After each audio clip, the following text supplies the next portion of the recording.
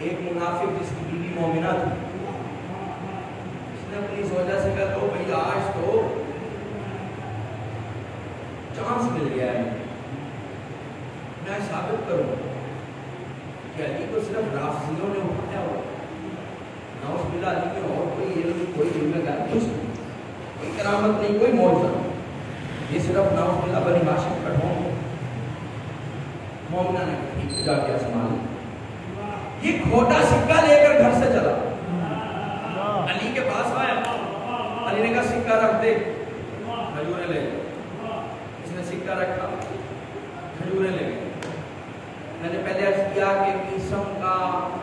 کھجوروں کا جو ڈھیر تھا اس میں ایک بھی ایسی نہیں تھی جو خراب ہو، سمجھ رہے ہیں بات؟ کوئی ایک بھی خراب نہیں تھی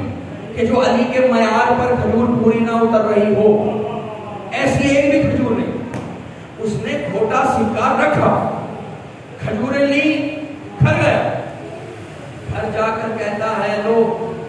نعوذ باللہ میں علی کو دھوکہ دیا، میں علی کو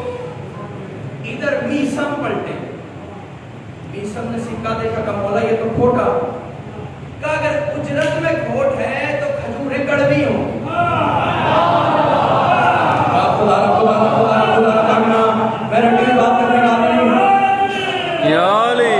اگر اجرت میں کھوٹ، پہلے ایک بھی کھجور ایسی نہیں جو معیار علی سے باہر، کہ اگر اجرت میں کھوٹ ہے تو کھجوریں کیا ہوں گی؟ کڑوی ہوں۔ وہ لے کر آیا، اس نے مومنہ کی طرف دیکھا کہ دیکھا میں نے دھوکہ دے دیا۔ اب مومنہ خاموش بھی مسکرا رہا، اس نے کھجور نکالی، مسکرا رہا، منہ میں ڈالی، مسکرا رہا، جیسے ہی کھجور حلق میں آئی یہ خاموش ہو گیا، مومنہ مسکرا رہی ہے۔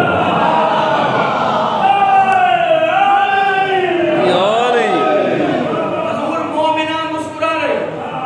اب کھجور کی گٹھلی نہ نگلی جا رہی ہے نہ اگلی جا رہی ہے۔ مومنہ نے کہا میں کہتی تھی نا کہ وہ میرا امام ہے، وہ دنیا کا بنایا ہوا نہیں، خدا کا بھیجا ہوا امام ہے،